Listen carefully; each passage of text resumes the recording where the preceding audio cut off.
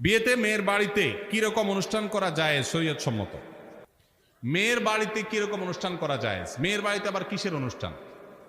বিয়ে হবে, বিয়ের পরে একটা খাবার অনুষ্ঠান সুন্নাত এবং শরিয়া সিদ্ধ, সেটার নাম ওয়ালিমা, এবং সেটা করবে ছেলে পাত্রপক্ষ। তারা একজনের আস্ত একটা মেয়ে জন্মের পর থেকে শত শত দিন, হাজারো দিন পরিশ্রম করে বড় করে এই মেয়েকে পরিণত করে দিয়েছেন, শিক্ষিত করে দিয়েছেন। এরপরে আস্ত একটা মেয়ে ঘরে তুলে নিয়ে আসছে আরেকজনের। এই খুশিতে, নতুন বউ ঘরে আসছে, সেই খুশিতে সবাইকে খাওয়াবে, এটার নাম হলো ওয়ালিমা।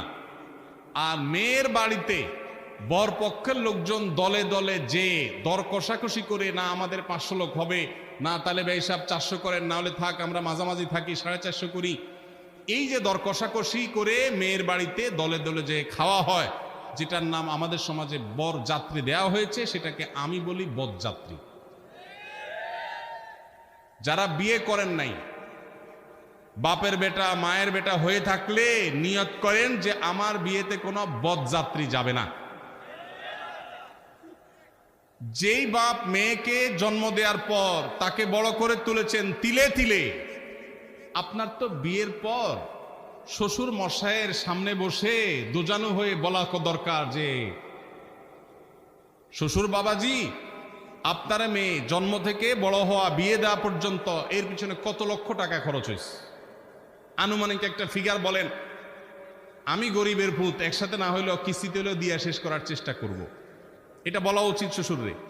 সেটা না করে উল্টা ছোট লোকের মতো 200-300 লোক নিয়ে তার বাসায় গিয়ে খান, লজ্জা হয় না? বেচারা মেয়ে জন্ম দিয়ে কি ভুল করেছে? একজন মেয়ে বয়সে বিবাহের উপযুক্ত করা পর্যন্ত পড়ালেখা, খাওয়া দাওয়া, ঔষধ, চিকিৎসা, আদর, স্নেহ কত কিছু দিয়ে গড়ে তুলেছে। এরপর আস্ত মেয়েটাকে সারা জীবনের জন্য আপনি নিয়ে যাচ্ছেন, সারা জীবনভর শ্বশুরের এই কৃতজ্ঞতা, শাশুড়ির এই কৃতজ্ঞতার দায় আদায় করে শেষ করতে পারবেন না। সেখানে আবার যৌতুক আশা করেন, সেখানে আবার 200-500 লোক নিয়ে তার বাসায় খেতে যান। এর চেয়ে নির্লজ্জতা আরেকটা হতে পারে না। এই জন্য আমি এটাকে বলেছি, এটা বরযাত্রী না, এটার নাম বরযাত্রী। এই কুসংস্কার এবং অপসংস্কৃতি আমাদের সমাজ থেকে দূর করতে হবে। ছেলে পক্ষ খাওয়াবে, মেয়ে পক্ষ না। হ্যাঁ, মেয়ের বাবাকে আল্লাহ অঢেল দিয়েছেন, তিনি খুশি হয়ে সবাইকে খাওয়াচ্ছেন, ভিন্ন কথা।